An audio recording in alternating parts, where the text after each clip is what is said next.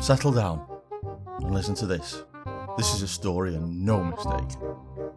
It was a fine evening, and a young princess put on her cap and boots and went out to take a walk by herself in a wood. And when she came to a cool spring of water that rose in the middle of it, she sat herself down to rest a while. Now, she had a golden ball in her hand, which was her favourite plaything, and the game was to toss it up into the air and catch it again as it fell. One time, the ball flew up really high. She stretched out her hand and bent her fingers to catch it again, but missed. The ball hit the ground near her and rolled until it fell right into the water. This was a sinking ball rather than a floating ball, so this was a calamity. The princess looked into the spring after her ball, but it was very, very deep. So deep that she couldn't see the bottom of it. Then she began to mourn her loss and said, "Alas, if I could only get my ball back, I'd give all my fine clothes and jewels and everything I have in the world."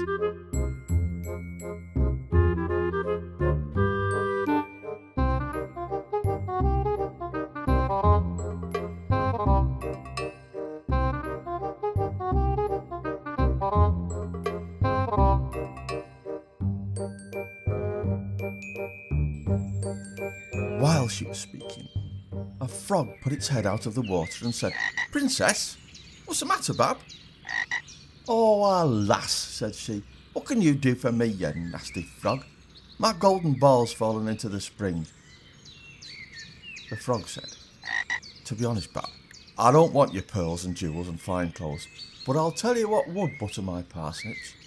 If you love me and let me live with you and eat from your golden plate and sleep on your bed, I'll fetch you your ball again. How about that?"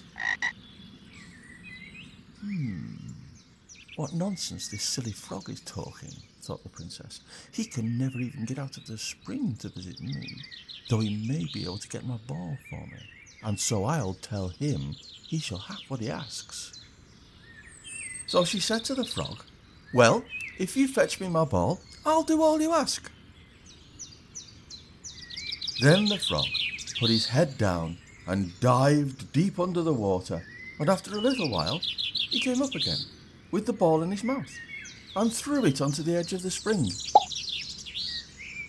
As soon as the young princess saw her ball, she ran to pick it up, and she was so overjoyed to have it in her hand again that she never thought of the frog, but ran home with it as fast as she could. The frog called after her, "Hey up! Stay, princess, and take me with you like you said." But she didn't stop to hear a word. She was off, like greased lightning.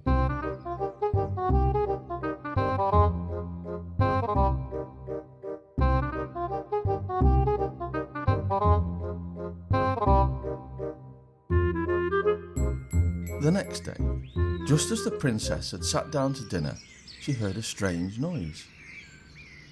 Tap, tap, plash, plash, as if something was coming up the marble staircase. And soon afterwards, there was a gentle knock at the door.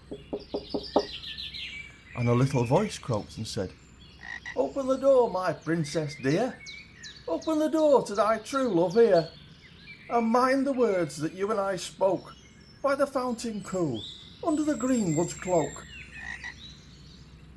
And then the princess ran to the door and opened it, and there she saw the frog, whom she'd quite forgotten. At this sight, she was consumed by mortification, and, shutting the door as fast as she could, she came back to her seat. The king, her dad, seeing that something had frightened her, asked her what the matter was.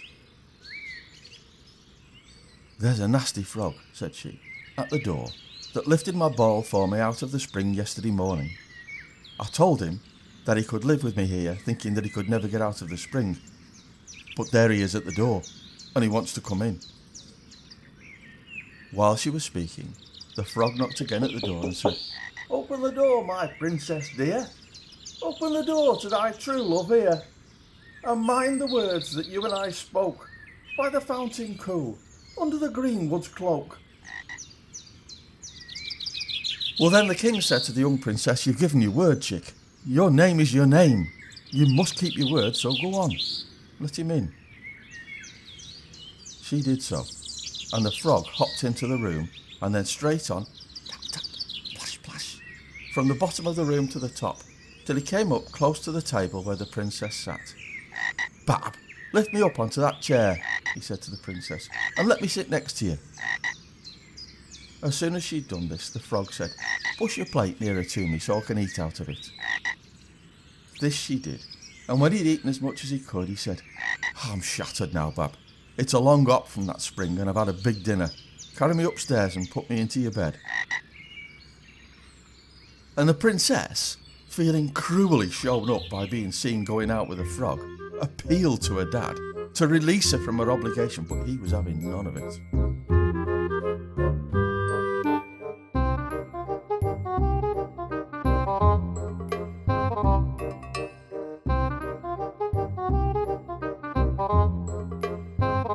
She had to do what her father wanted, but she was fuming.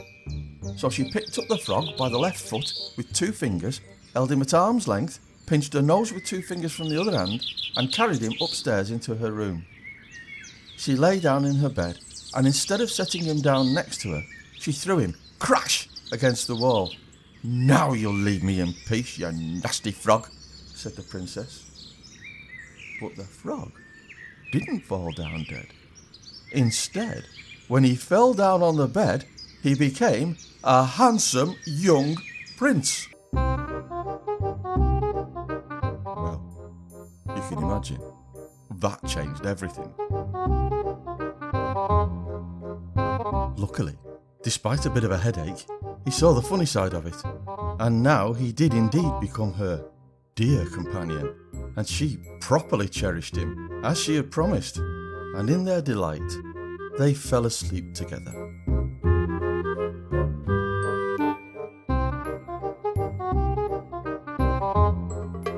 The next morning, things got even better when a splendid coach arrived, drawn by 8 horses with feathers and glistening gold harnesses. The prince's faithful servant Henry accompanied them, and he was very glad to get his old job back. It had been a long time between drinks for Henry. Then they took leave of the bemused king and got into the coach with 8 horses and all set out, full of joy and merriment, for the prince's kingdom, which they reached safely, and there they lived, happily, a great many years.